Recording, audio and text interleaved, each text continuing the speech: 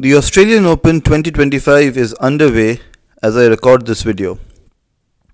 And one might wonder, where are all the Aussie greats who always reach the end of the majors?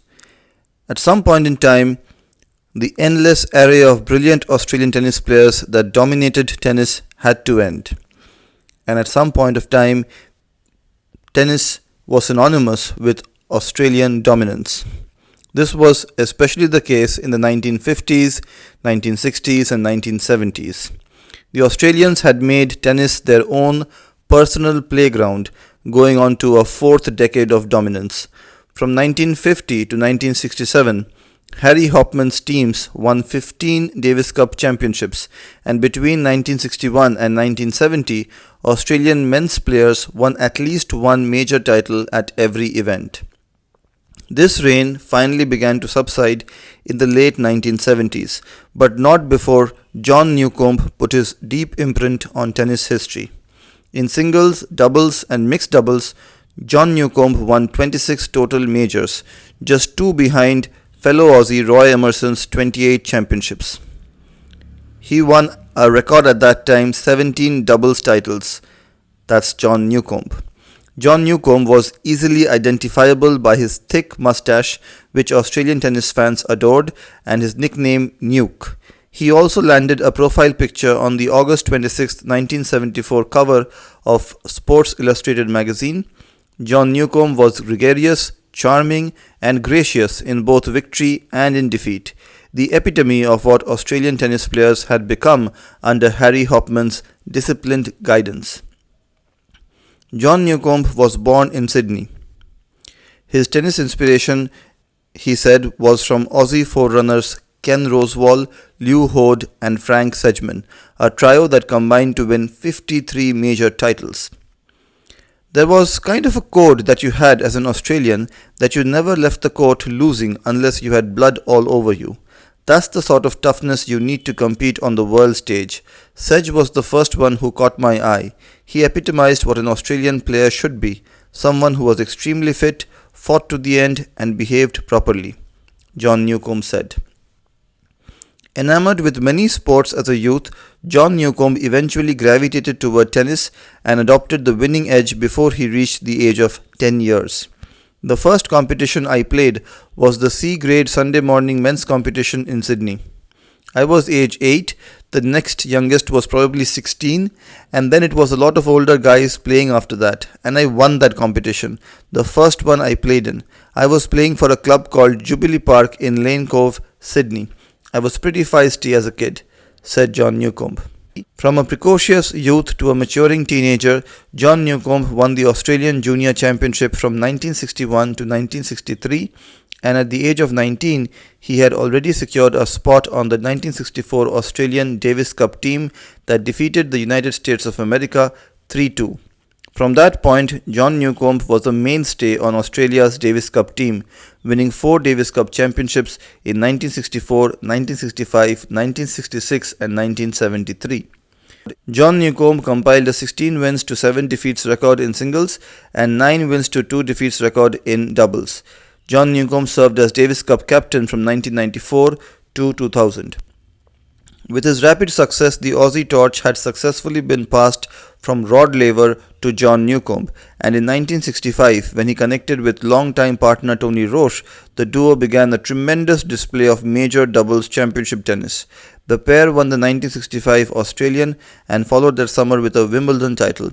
From 1965 to 1971, they won 11 of their 12 then record-setting major championships, a mark that has since been broken by Bob and Mike Bryan in 2013. To demonstrate how dominating the Aussies were during that time frame, all but 2 of those titles were won playing against Aussie compatriots. So, either way, it would have been an Aussie team that would have won. The Newcombe-Roche combination won 4 Australian titles in 1965, 1967, 1971 and 1973. They won Wimbledon 4 times in 1965, 1968, 1969 and 1970, 2 French championships in 1967 and 1969, and 1 at the US Nationals in 1967. 5 additional titles were won at Wimbledon in 1966 with Ken Fletcher, the US Open in 1971 with Roger Taylor, the 1973 Australian Open with Mal Anderson, the 1973 US Open with Owen Davidson, and the 1973 French Open with Tom Oker.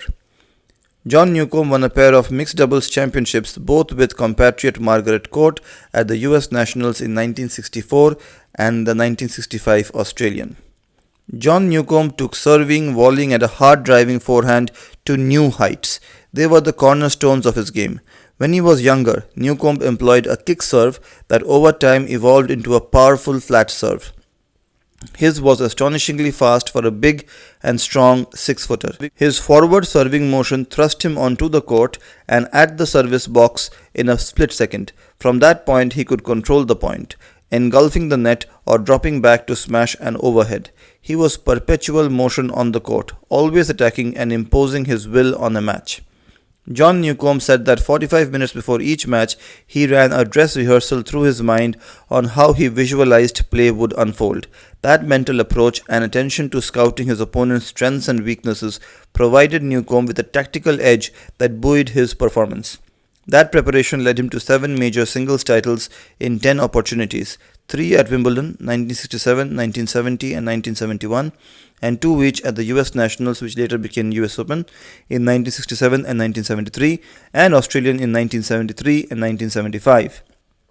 He defeated West German Wilhelm Bungert at Wimbledon in 1967, 6-3, 6-1, 6-1 for his first major singles title after being a finalist at the 1966 US Nationals, where he lost 4-6, 12-10, 6-3, 6-4 to compatriot Fred Stoll. His back-to-back Wimbledon titles in 1970 and 1971 came in mammoth 5-setters against Rosewall and Stan Smith.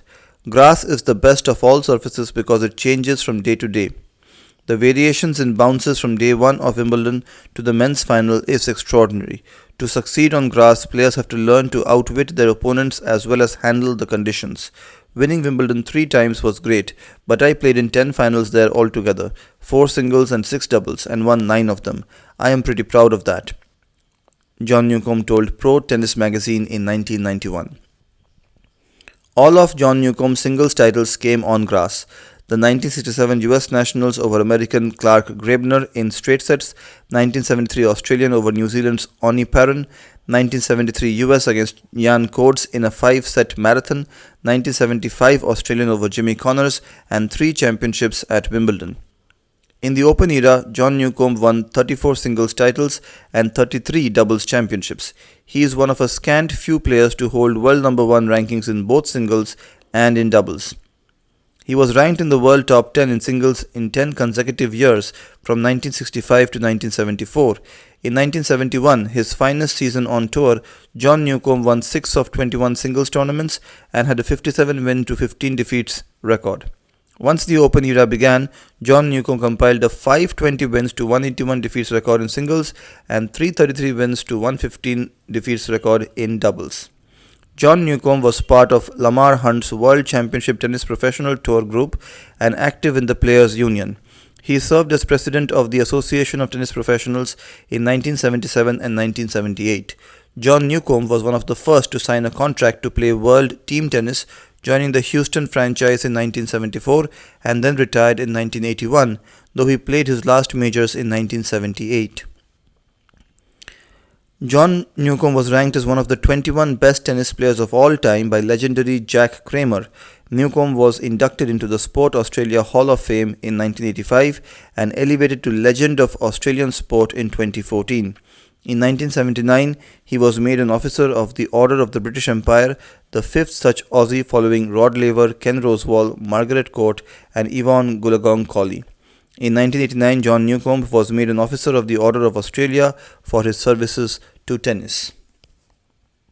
John Newcombe has published half a dozen books, the most notable being Nuke, Life on and Off the Court in 2014 and The Power Within, How to Create a High Performance Mind in 2012. I hope you like this.